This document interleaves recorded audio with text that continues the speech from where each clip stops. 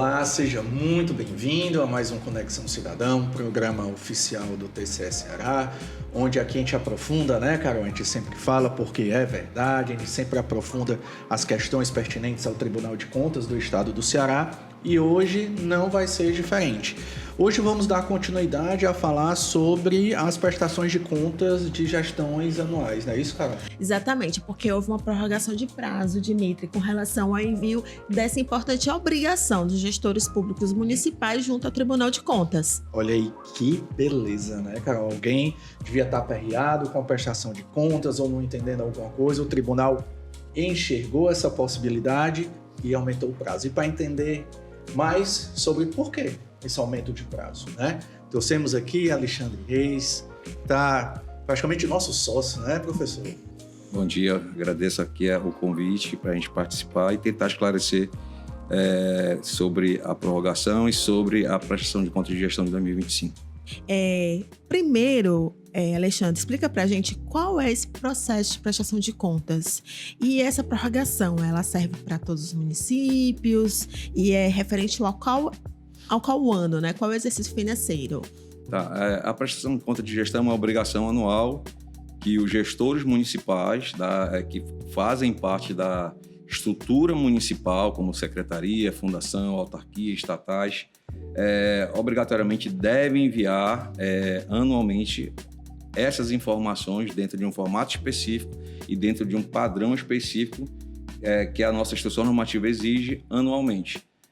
A prorrogação, o prazo inicial, né, vamos dizer assim, era 29, o prazo final era 29 de junho, foi prorrogado por mais 90 dias, né, muito em razão de pedidos dos gestores municipais, das entidades que representam, esses gestores municipais representam os municípios, os 74 municípios do estado do Ceará, pedindo um tempo maior para se organizar, para se preparar para o envio da prestação de contas, em razão muito pela nova instrução normativa, a instrução normativa que foi publicada em setembro do ano passado, que vem exigindo um novo regramento, um novo conjunto de informações. Então, em razão desse momento que a gente pode destacar que é um momento de mudança para um novo modelo de prestação de contas, os municípios pediram um aumento de prazo para preparar essas informações e ter um tempo razoável, adicional, para enviá-las ao tribunal. Tendo esse aumento desse novo prazo, Alexandre, você acabou de falar, né, que teve muitos pedidos, né, para poder fazer uma prestação de contas que houvesse menos erros, né, pudesse ser mais assertivo, e o Tribunal de Contas foi lá e aumentou o prazo. Vocês conseguiram identificar os pontos que esses gestores tiveram mais dificuldades dentro dessa nova IN? Sim. No pedido das entidades que representam os municípios, os contadores, eles vieram trazendo relatos e informações que nos ajudaram a identificar quais as dificuldades que eles vêm enfrentando no preparo para o envio das prestações de contas. Diante dessa informação, o tribunal identificou e vem trabalhando para mitigar, para diminuir aquilo que eles estão apresentando de dificuldade em razão desse relato. Uma das razões que motivou e o tribunal, vamos dizer assim, acrescentou um prazo adicional para que eles tivessem um tempo razoável para esse preparo. Eu destaco aqui que, em razão de um conjunto novo de informações que essa instrução normativa vem exigindo, informações essas que no modelo passado não eram exigidas, mas agora, em razão de o tribunal buscar um modelo mais transparente, que fortaleça a governança, e essas informações realmente aumentaram esse conjunto de dados e documentos que eles devem apresentar. Então, esse foi um dos fatores que teve o maior destaque nesses pedidos de prorrogação deles. Então, em razão do pedido, em razão desse momento de transição do modelo anterior para o modelo novo, né, o tribunal avaliou e, em razão disso, houve esse prazo adicional de 90 dias. E E também, assim, imagino uma pergunta que pode ter a ver. A gente sabe que existem diferentes prestações de contas. Então, assim, a gente está falando da prestação de contas de gestão, né? Que no caso você falou, são secretários municipais e dirigentes de entidades de administração indireta, por exemplo. E, assim, não é a prestação de contas de governo, né? Municipal. Não. Nesse caso, o prazo que foi prorrogado é para a prestação de conta de gestão.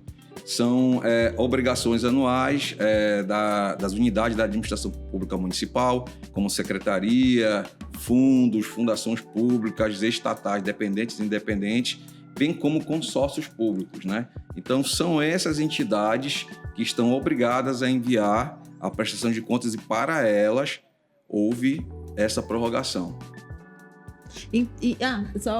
Fala, Dmitry. Eu ia perguntar aqui, Carol, porque eu achei muito legal a sua pergunta, porque é algo que é muito pertinente na nossa ouvidoria, né? Porque ficam com... sempre tem novos ciclos de gestão, né? Entram pessoas novas e acabam que ficam com essa dúvida. Vamos colocar uma luz e deixar claro para todo mundo.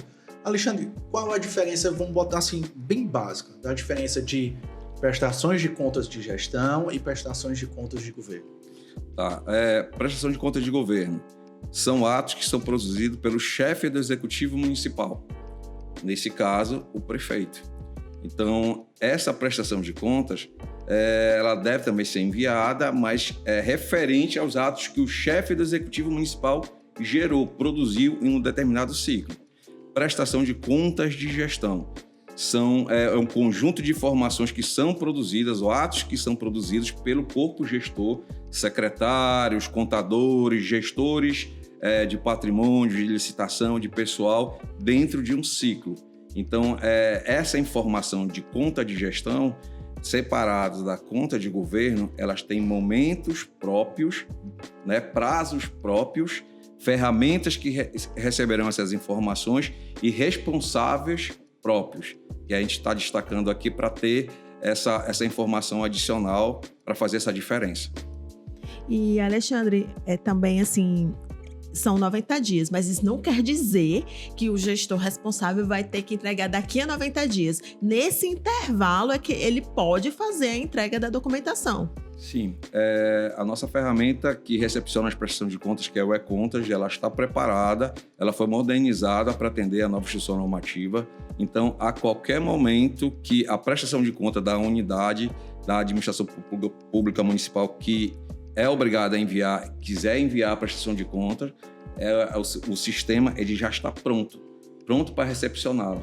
Então, se você já fez o seu levantamento, já organizou as informações que a IN está exigindo, você pode submeter a tua prestação de contas que o sistema irá receber, ele está pronto para recepcionar a prestação de contas de gestão. Se alguém tiver, algum gestor tiver alguma dúvida dentro desses 90 dias, pode entrar em contato aqui com o Tribunal de Contas e o Tribunal de Contas vai poder trabalhar junto com eles para que haja uma entrega dessas prestações de contas de forma mais assertiva?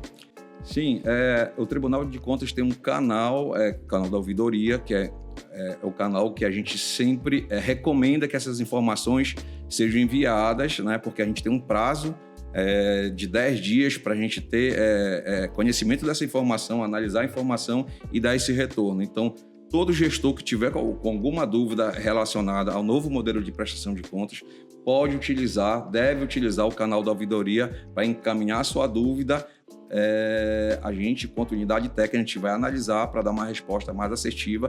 E mesmo caso de necessidade de alguma reunião técnica também, é o canal que a gente recomenda que essa informação seja encaminhada para o tribunal. E outra dúvida também que eu tenho é que, assim, quais seriam possíveis recomendações que podem ser oferecidas às pessoas que devem realizar a prestação de contas, que podem ser feitas, né, para ter um efetivo envio, né, das obrigações? Como eu falei, assim, a IN realmente, comparada ao modelo passado, ela vai trazendo algumas inovações, né? A inovação que eu falo, o tribunal não está criando nenhuma obrigação inédita. Ele não está exigindo nenhuma criação de um dado inédito. O tribunal está exigindo um formato específico, uma organização específica e padrões sobre essas informações que já são exigidas por lei infraconstitucionais. Então, o tribunal não está exigindo algo inédito. É importante que, desse conjunto de informações que devem ser preparadas pelo dirigente máximo, que é o responsável em enviar as prestações de contas, com a sua equipe, ele levante, prepare e observe esse nível de organização que a INE está exigindo agora e o nível de padronização desses dados que devem ser enviados. Então, é muito importante que essa regra de nova organização e de padronização seja observada no momento do preparo e principalmente do envio. A nossa ferramenta hoje, que é o e-Contas, que vai recepcionar essas informações, ela está parametrizada, está preparada para fazer essas verificações e caso essa nova organização, essa nova padronização dessas informações não forem observadas, não forem realmente atendidas nesse conjunto de informações que eles vão submeter, a ferramenta está preparada para criticar e para, neste caso, que não observar, barrar o envio da prestação de contas que não está observando a nova organização e o novo padrão que a INE vem exigindo. Então existe, desculpa rapidinho, é como se fosse assim, tem a questão da forma e do conteúdo, né? Sim. Como eu falei, o conteúdo, o tribunal não está exigindo uma criação de um novo conteúdo.